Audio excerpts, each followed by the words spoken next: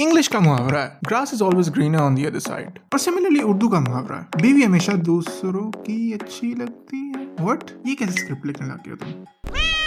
मना किया था ना इतना टिकटॉक ना देखा करो। हमारा ना आ जाके एक ही रोना होता है कि इस मुल्क का कुछ नहीं हो सकता, किसी तरह बस बाहर निकल जाए हम। मगर बाहर के मुल्कों की रियलिटी क्या है ये हमें वहां जाके ही पता लगती है। तो इसीलिए मैं एक नई सीरीज शुरू कर रहा हूँ जिसके अंदर अब मैं बाहर के मुल्कों की बुराइयां भी किया करूंगा। इसमें बताऊंगा कि रियलिटी में उन मुल्कों में बड़े मसले हैं। इसमें सबसे पहले आ जाता है हमारे पास साउथ कोरिया। अगर इसको थोड़ा सा गौर से देखो ना तो पता लगता है ये इतना स्मूथ एज बटर जैसा नहीं है, बल्कि इट सक्स अ लॉट। क्यों? बताता हूँ। इन यो क्या हाल चाल है? किसी और के मुल्क के मसले पॉइंट आउट करके फील बेटर करना अपने मुल्क के बिजली के बिल और गर्मी पे सर खपाने से 1000 गुना बेहतर है। और गर्मी से याद आया, मेरी अगली वीडियो वैसे गर्मी पे ही होने वाली है। बट एनीवेज पहले साउथ कोरिया की रियलिटी को जरा क्रिटिकल लेंस से देखते हैं। हमें लगता है कि हमारे पेरेंट्स पढ़ाई को लेकर काफी सीरियस होते हैं और पीछे पड़े रहते हैं हमारे, but that's nothing. South Korea के बच्चों से पूछो जरा, वहां पे एक अलग ही एकेडमिक एलिटिज्म चलता है जहां पे स्काई इज द लिमिट को काफी सीरियसली लिया जाता है। नहीं, quite literally sky is the limit है। स्काई मतलब वहां ना 3 यूनिवर्सिटीज हैं जिन्हें स्काई यूनिवर्सिटीज कहते हैं। Seoul National University, Korea University and Yonsei University, मतलब स्काई यूनिवर्सिटीज।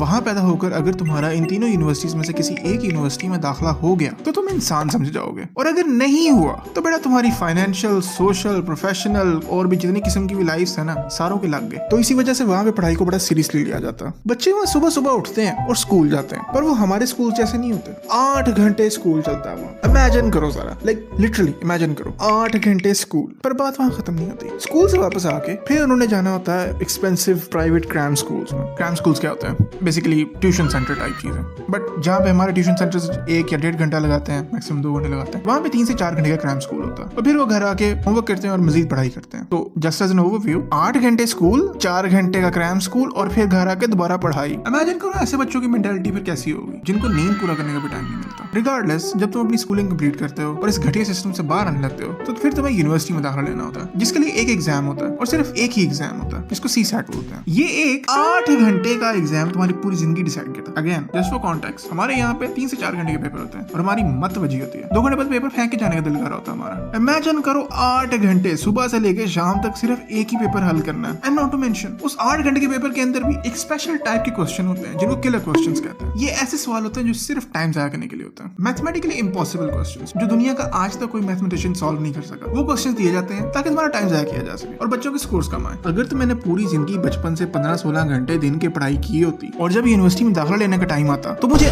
8 घंटे का पेपर देना पड़ता जिसके अंदर किलर क्वेश्चंस होते हैं, तो मैं मजीद पागल हो जाता। एंड इट मेक्स सेंस कि ऐसी सोसाइटी के अंदर रह के लोग क्यों बच्चे पैदा करना चाहेंगे। एज इन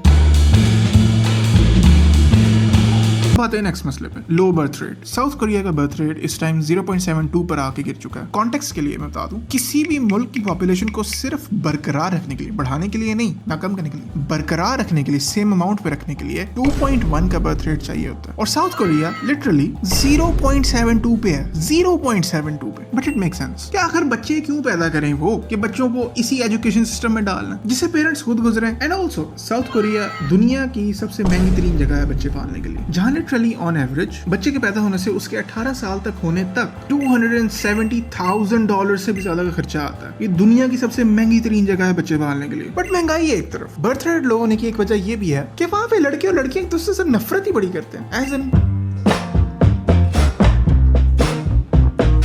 साउथ कोरिया दुनिया में सबसे आगे है मिसोजिनी टेक्नोलॉजी के अंदर। उसकी मिसोजिनी डेवलपमेंट को कोई राइवल नहीं कर सकता। लाइक लिटरली अगर मैं आप लोगों को एक एग्जांपल दूं तो जैसे आप लोगों को पता है कि बसेस के अंदर और ट्रेन्स के अंदर कुछ सीट्स होती हैं जो कि औरतों के लिए रिजर्व होती हैं, लाइक फीमेल सीट्स होती हैं या प्रेग्नेंट वुमेन के लिए सीट्स होती हैं। साउथ कोरिया के अंदर एक मूवमेंट चली थी जिसके अंदर लड़के जो थे वो स्पेशली उन औरतों वाली सीट से बैठते थे, जस्ट टू शो कि भाई क्योंकि उन्होंने टिकट खरीदी है तो उनका हक है कि वो जहां मर्जी बैठ सकें। और ये जो स्पेशल ट्रीटमेंट है औरतों का, ये गलत है और ये ऑपरेशन है बंदों के against, which is so weird. और इसका की प्रॉपर एक मूवमेंट चली थी और सोशल मीडिया के ऊपर इसकी पोस्ट होती थी इस बिहेवियर को प्रमोट करने के लिए। ये एक एग्जांपल है। नॉट टू मेंशन दुनिया में सबसे बड़ा जेंडर पे गैप साउथ कोरिया में है, जहां पर बंदों को औरतों की निस्बत सेम काम के लिए ज्यादा तनख्वाह दी जाती है फॉर नो रीजन, सिर्फ इसलिए क्योंकि वो बंदे हैं। और फिर जाहिर है इसकी रिटेलिएशन के अंदर लड़कियों ने भी फिर अपनी मूवमेंट चलाई जिसके अंदर उन्होंने कहा कि हमने बंदों से कोई ताल्लुकात नहीं रखने जब तक हमें हमारे पूरे हकूक नहीं दिए जाते। इसको 4B मूवमेंट कहते हैं बाय द वे, जिसके अंदर उन्होंने कहा कि बंदों से कोई रिलेशनशिप नहीं रखना, कभी शादी नहीं करनी, कभी उनके साथ फैमिली नहीं बनानी, कभी उनके साथ टाइम स्पेंड नहीं करना, वगैरह वगैरह वगैरह। तो इस बैक एंड फोर्थ की वजह से लड़के और लड़कियों के दरमियान में हेट्रेड बनना शुरू हो गया और ये हेट्रेड बढ़ता बढ़ता अब यहाँ तक पहुंच गया है जहाँ पे दोनों जेंडर्स एक दूसरे को हेट करते हैं। Like literally look at this graph. लड़कियों की मेंटालिटी लड़कों की मेंटालिटी में जमीन आसमान का फर्क है। दुनिया के किसी मुल्क के अंदर इतना बड़ा गैप नहीं होता दोनों जेंडर्स की मेंटालिटी के अंदर। Like how can you expect कि इन दोनों के दरमियान में कोई ना कोई अंडरस्टैंडिंग बन सकती है। इनके सोचने के तरीके ही ऑपोजिट है। तो ऑफ कोर्स मुल्क का बर्थ रेट तो लो होना ही है। जब आपकी एजुकेशन इतनी महंगी है, जब बच्चे पालना इतना महंगा है और दोनों जेंडर्स एक दूसरे को हेट करते हैं, लाइक लिटरली हेट करते हैं, नॉट एज इन के अंडरस्टैंडिंग में डिफरेंसेस हैं, अंडरस्टैंडिंग है ही नहीं दोनों जेंडर्स के दरमियान में, बल्कि हेटरेड है दोनों के दरमियान में। तो जाहिर सी बात है कि बर्थ रेट लो होगा। बट बर्थ रेट के बारे में इतनी बातें क्यों कर रहा हूं? बर्थ रेट जरूरी क्यों होता है? दुनिया की पॉपुलेशन बढ़ी है तो अच्छी बात है ना, किसी न किसी मुल्क की पॉपुलेशन कम है नहीं। बिकॉज जैसे मैंने वीडियो के शुरू में कहा था कि एक कंट्री को अपनी पॉपुलेशन मेंटेन करने के लिए एटलीस्ट 2.1 का बर्थ रेट चाहिए होता है। Why is that? ये इसलिए चाहिए होता है कि टाइम के साथ साथ जिस तरह से पुराने लोग रिटायर होते जाते हैं उनकी जगह पे नए लोगों को हायर करना होता है। तो अगर हर साल लाखों लोग रिटायर हो रहे हैं तो लाखों लोगों को रीहायर भी करना है और रीहायर करने के लिए आपको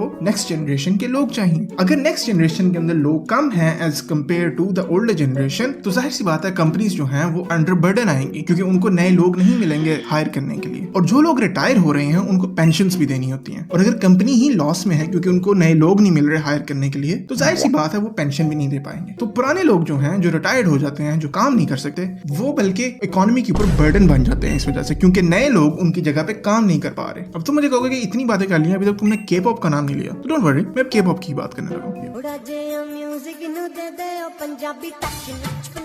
देखो तुम्हें के पॉप अच्छा लगता हो या बुरा लगता हो, इट डजंट मैटर। के पॉप इंडस्ट्री में जाने का एक प्रोसेस होता है। जबकि लड़के लड़कियां मैनेजमेंट कंपनी के साथ कॉन्ट्रैक्ट करते हैं तो ये बेसिकली अपने ह्यूमन राइट्स साइन ऑफ कर देते हैं। लाइक 2 से 4 साल तक ये डॉर्म्स में बंद रहते हैं कंप्लीटली, बिना परमिशन बाहर नहीं जा सकते, किसी से कोई सोशल रिलेशनशिप नहीं रख सकते और दिन में 10 घंटे डांस प्रैक्टिस करनी है 4 साल तक। और ये सब कुछ करने के लिए राउंड अबाउट उनको 1000 कैलोरीज दी जाती हैं। जस्ट फॉर रेफरेंस एक नॉर्मल इंसान 2000 से 2500 कैलोरीज यूज करता है दिन के अंदर। तो इमेजिन करो कि उन लोगों को सिर्फ 1000 कैलोरीज दी जाती हैं और उसके अंदर 10 घंटे डांस प्रैक्टिस की जाती है और उसके अलावा उनको डॉर्म्स बंद रखा जाता है और उसके अलावा उनको कोई भी सोशल इंटरेक्शंस और रिलेशनशिप्स की इजाजत नहीं है। और इस सब के भी अलावा उनकी ढेर सारी प्लास्टिक सर्जरीज कराई जाती हैं। इनफैक्ट साउथ कोरिया के ब्यूटी स्टैंडर्ड्स इतने सिवियर हैं कि इवन इफ कोई के-पॉप आइडल नहीं बन रहा, साउथ कोरिया के अंदर हर 4 में से एक लड़की ने किसी न किसी किस्म की प्लास्टिक सर्जरी करवाई हुई है। तो ऑफ कोर्स के-पॉप आइडल्स की भी ढेर सारी प्लास्टिक सर्जरीज करवाई जाती हैं। ओके, ये सारा कुछ करने के बाद भी, 4 साल डोम से बंद रहने के बाद भी, कोई सोशल इंटरेक्शन ना होने के बाद भी, कोई रिलेशनशिप ना होने के बाद भी, 10-10 घंटे डांस प्रैक्टिस करने के बाद भी और 4 साल मुसलसल 1000 कैलोरीज पे जिंदा रहने के बाद कोई गारंटी नहीं है कि सिलेक्शन होगी कि नहीं होगी। ये सारा कुछ करने के बाद सिर्फ सेलेक्ट फ्यू का डेब्यू होता है। So like I said, K-pop तुम्हें अच्छा लगता है या बुरा लगता है, it doesn't matter. You still have to respect the grind set कि जिन्होंने इतनी मुशक्कत काटी है वहां तक पहुंचने के लिए। And not to mention K pop idol बनने के बाद भी उनकी कोई लाइफ नहीं होती। उनको हेवीली मीडिया ट्रेन किया जाता है, उनकी कोई पर्सनल लाइफ नहीं हो सकती, उनकी पब्लिक और सोशल इंटरेक्शंस को हेवीली मॉनिटर किया जाता है। लाइक पॉपुलैरिटी तो आ जाती है लेकिन ऑटोनॉमी फिर भी नहीं मिलती। And not to mention the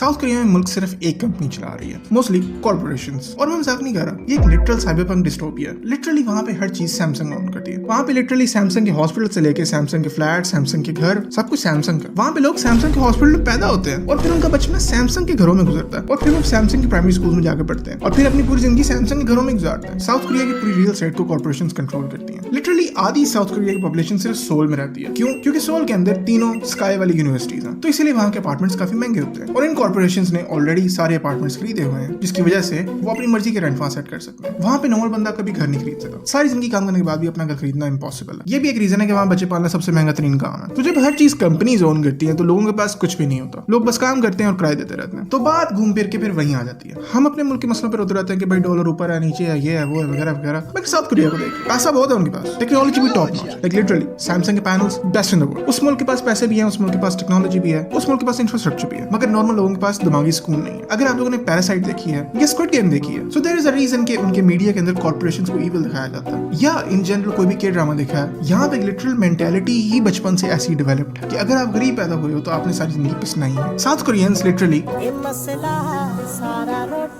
key life जी रहे हैं। एनीवेज, हम अक्सर सोचते हैं कि बाकी दुनिया परफेक्ट है और हम ही सबसे बुरे हालात में रह रहे हैं, मगर ऐसा नहीं है। हर मुल्क अपने अलग अलग मसलों में फंसा हुआ है, तो हम जहाँ भी बैठे हुए हैं तो हमें वहीं पे अच्छा इंसान बनना चाहिए। सो या bye. But she threw it. Oh, you hella saucy. Did you stew it? Wonder what it cost me. I threw some shoes in.